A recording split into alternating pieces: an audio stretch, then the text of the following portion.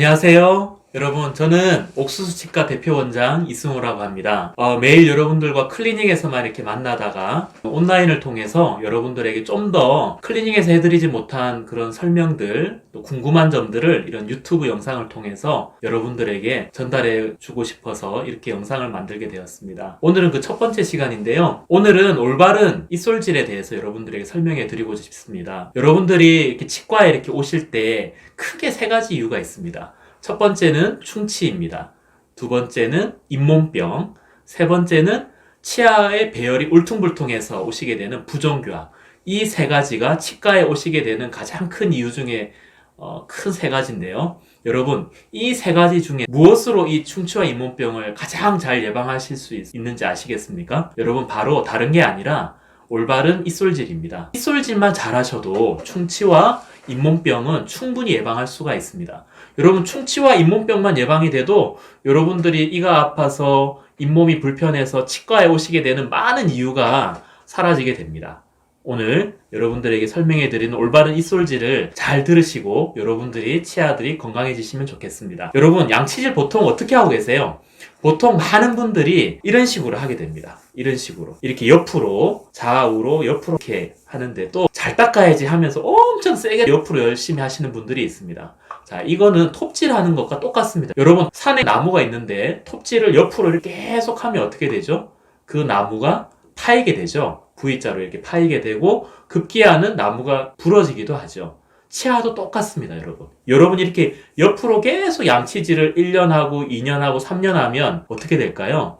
이 아주 단단한 치아라 할지라도 치아와 잇몸 사이에 틈이 생기게 되고 그 틈이 점점 더 커지게 되어서 여러분 어느 날 순간 갑자기 찬물을 마시거나 식사를 하실 때 이가 갑자기 충치도 없는데 시큰하고 찌릿하고 그런 불편함이 생길 때가 있어요. 자, 그런 경우 대부분 보면 충치가 없는데도 시린 경우다라고 하면 많은 경우에 있어서 이 치아와 잇몸 사이에 틈이 생겨버린 경우 대부분입니다. 그건 대부분 보면 올바르지 않은 이솔질 방법으로 이렇게 옆으로 톱질하듯이 하셔서 생긴 현상이게 이렇게 하는 것이 가장 안 좋은 양치질법입니다. 아시겠죠? 예. 그러면 옆으로 이렇게 하지 마세요라고 하면 많은 분들이 어떻게 하시냐면 이런 식으로 합니다. 위에서 아래로 쓸어내려야겠다 이렇게 생각을 하셔서 이렇게 합니다. 이건 회전법이라고 하는 방법인데요. 다른 선진국에서는 이런 회전법을 많이 선전하거나 이렇게 하라고 권유하지 않습니다. 근데 이렇게 이상하게 우리나라에서는 위에서 아래로 쓸어내리세요라고 하는 이런 회전법이 많이 보급이 되어 있는데 사실은 이 회전법보다는 우리가 바스법이라고 하는 방법을 추천해 드리고 있습니다. 바스법은 뭐냐면 쉽게 말하면 제자리 진동법입니다. 사실 제자리 진동법은 제가 이름을 지은 건데요. 그 이름 안에 다 들어 있습니다. 그 제자리에서 진동을 주는 겁니다. 어떻게 진동을 주는 거냐면 제일 잘 닦여져야 되는 부분이 어디냐면 치아와 잇몸 사이의 이 틈인데요. 치아와 잇몸 사이 이 틈이 요 사이에 45도 각도로 칫솔모를 이렇게 위치시켜서 우리가 제자리에서 진동을 주게 되는 겁니다.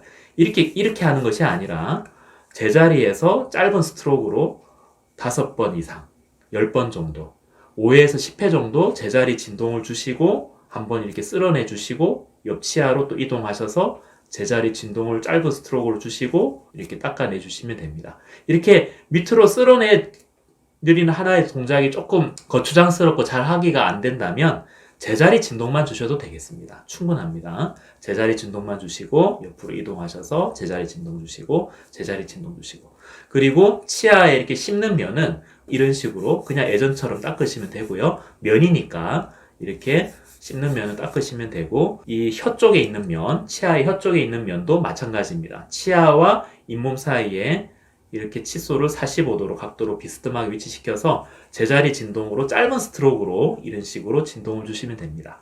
이렇게 진동을 주시고 옆으로 이동. 아래 치아도 마찬가지입니다. 아래 치아도 이런 식으로 치아와 잇몸 사이에 칫솔을 넣고 짧은 스트로크로 진동을 주시면 됩니다. 이러면 치아와 잇몸 사이에 칫솔모가 섬세하게 다 들어가게 됩니다.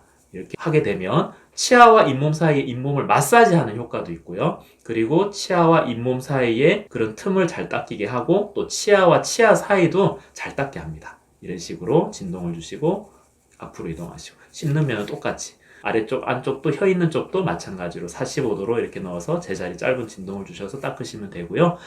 앞니는 우리가 앞부분은 아까 제가 설명 드린 것처럼 이렇게 45도로 제자리 진동을 주셔서 이렇게 쓸어내리시고 닦거나, 아니면 앞니 사이를 약간 이렇게 윗니와 아랫니 이렇게 물게 한 다음에 이렇게 맞물리게 한 다음에 이렇게 돌리면서 넓게 돌리면서 닦으셔도 좋겠습니다. 이렇게 해도 마사지 효과도 되면서 잘 닦이게 되거든요. 그리고 앞니의 뒷면들은 이 폭이 좁습니다. 그래서 이렇게 가로로 이렇게 세워서 하게 되면 칫솔이 부딪히게 되는 경우가 많아서요. 칫솔을 이렇게 세워 잡으셔서 이런 식으로 넓게 세우셔서 이렇게 넓게 앞쪽으로 이렇게 진동 주시면서 앞쪽으로 뻗어서 나오면서 닦아주시면 됩니다. 아래쪽도 마찬가지입니다. 아래쪽도 이 치아의 뒷면 같은 경우에 이런 식으로 들어서 앞으로 당겨주시면서 닦아주시면 됩니다. 그리고 또 가장 안 되는 부위가 어디냐면, 이렇게 양치질을 하시면 되는데 이 윗니의 뒷면, 제일 뒤에 치아는 우리가 보통 입을 벌려서 칫솔을 이렇게 위치시킬 때 뺨살과 뺨 속에 있는 뼈가 있는데, 하악골에 뼈가 있는데 특정 부분이 이 칫솔모랑 부딪히면서 칫솔이 끝까지 위치가 되지 못하고 앞쪽 부분 요까지밖에 위치가 안 된 상태에서 닦는 경우가 많습니다. 그래서 윗니의 제일 뒷부분을 닦을 때는 치아를 살짝 다물면은 이 뺨살과 그 뼈가 뒤로 들어가게 됩니다. 그렇게 되면서 칫솔모가 제일 뒤에 치아까지 들어갈 수가 있습니다. 그래서 제일 뒷부분 닦을 때는 살짝 이를 다문 상태에서 칫솔모를 위치시켜서 양치질을 해주셔야 제일 끝까지 치아가 닦인다는 거. 여러분 그거 꼭 잊지 마십시오. 그게 또 잘 안 되거든요. 여러분들 치과에 이렇게 오셔서 제가 구강 검진 해보면 이 부분이 양치질이 또 잘 안 됩니다. 그리고 아래쪽도 이 부분이 잘 안 되고 있기 때문에 이 부분을 닦을 때는 살짝 입을 다무신 상태에서 칫솔모를 위치시켜야 됩니다. 그리고 이렇게 올바른 양치질로 입솔질을 하다 보면 피가 날 때가 있습니다, 여러분. 잇몸에서 피가 날 때가 있는데 그것은 치아와 잇몸 사이에 염증이 있다는 뜻이고 그 염증이 딱 건드려지면서 피가 나는 거거든요. 자, 여러분 많은 분들이 그렇게 피가 나면 어떻게 생각을 하냐면 아이고 피가 나니까 너무 세게 했나 보다. 살살 해야겠다. 그 부분은 피해야겠다. 이런 생각을 하십니다. 여러분 정반대입니다. 오히려 피가 나면 피를 반대로 생각해서 더 많이 내신다고 생각을 하셔야 됩니다.